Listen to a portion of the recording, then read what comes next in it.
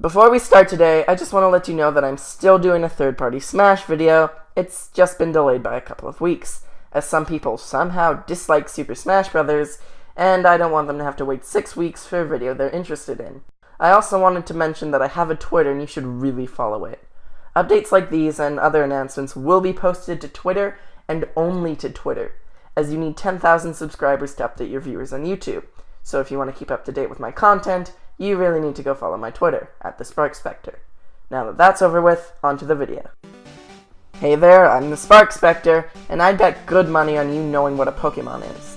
The Pokemon franchise is the second biggest video game franchise, right behind Mario, and the world's biggest overall franchise, including the anime, trading card game, etc.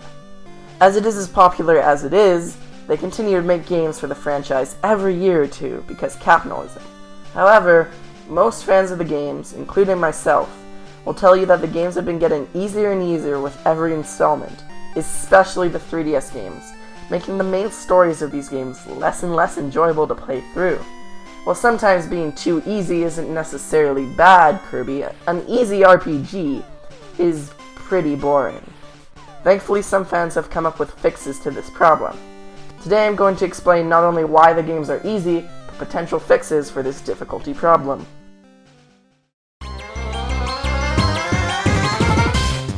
First, none of the trainers are really all that smart. They rarely choose to use the best Pokemon available to them, and the Pokemon they do have very rarely have good movesets.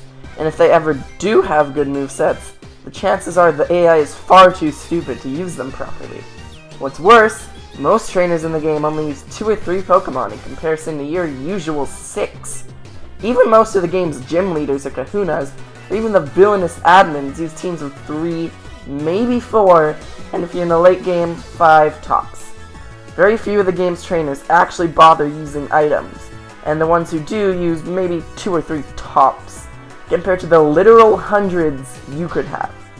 By far the worst problem is the fact that the opponent almost never switches. You could very easily just switch in a Pokemon that has a type advantage, and your opponent can't do jack shit. They don't switch to a Pokemon that can counter you, and very rarely do their Pokemon have movesets that allow them to counter their weaknesses. All these factors combined cause almost every battle in the games, and there are a lot of them, to look like this. One side has twice as many monsters, can heal as many times as they want, swap out their monsters at any time to counter their opponents, and actually knows what they're doing most of the time, while the other side has a third to half as many monsters, can heal once or twice tops. Can't switch out to counter the opponent, as they are instead forced to sit there and take whatever hits them hardest. And also don't know jack shit about Pokemon, and decide to growl your special attacker. Over and over again. You stupid! The problem with these easy battles are they're so boring. Sorry, but it isn't fun to just tap a button without thinking and win. There's no substance to it. Pick a strong move, and then you win. Sure, every once in a while, your Pokemon may faint, but it takes literally no effort to bring it back to life after battle. And during your battle, you have 3 times as many Pokemon, so fainting feels more like a nuisance than a threat to your victory. This wouldn't be as big of a problem if battles were a small part of the game, or if you could say, do action commands in battles, but battles are pretty big, and there's nothing more to do than tapping the attack, so everything is boring. But what if fainting had an impact?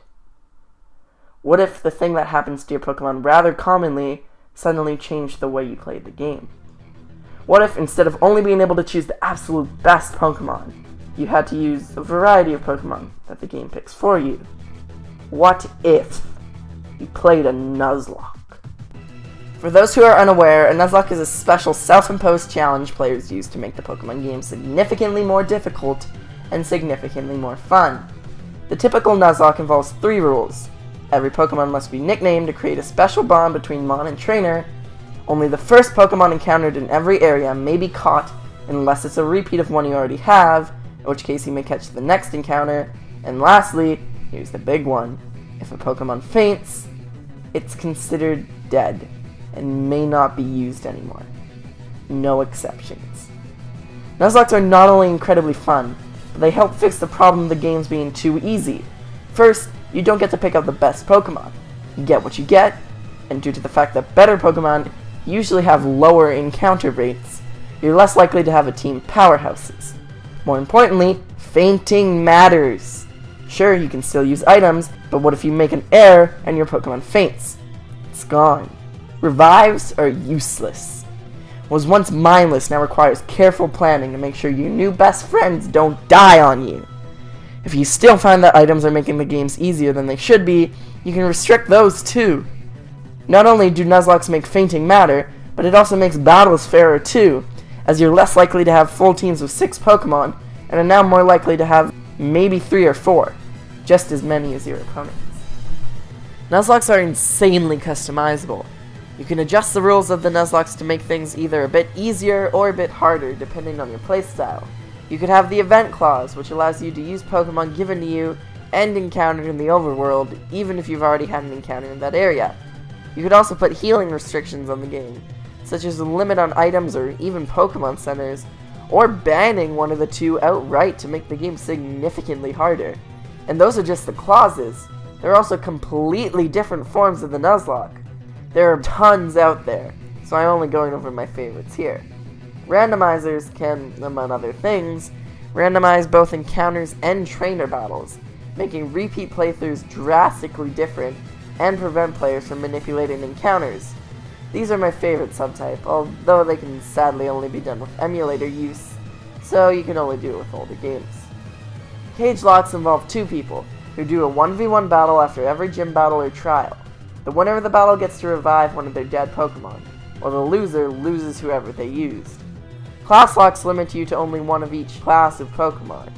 These classes are based off of classic RPG classes, and each have a special set of skills, requiring your team to have a variety of Pokemon. Egg locks are also really cool. You get a large group of people to send you eggs, and for every encounter, you can pick up an egg and it'll be the special Pokemon from another person. Sadly, these can only be done with either a large group of friends or a large fan base. I have neither. And while an emulator isn't outright required, they make things significantly easier to do. Apocolocks are insanely interesting. You may only capture a select few types of Pokemon based on the type of Apocalypse, which is determined by a dice roll at the beginning of the game. Also determined by dice rolls are special restrictions that every Pokemon has. This is definitely, in my opinion, the hardest variety of Nuzlocke, which just makes it more fun. This is just scratching the surface on the insane amount of variety and customization possible, allowing for endless possibilities, endless replayability, and endless fun. All these combined make what was once an incredibly easy game that was rather boring into a complex strategy game that forces you to think and make the proper choices, lest your mons die. Because of this, I no longer play Pokemon normally.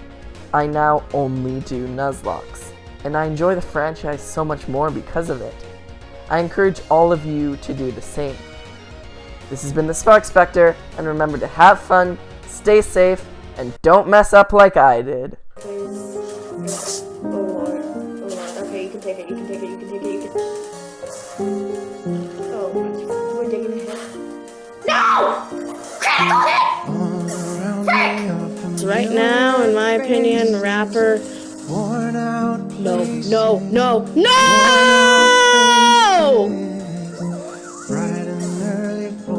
Use Thunder Wave!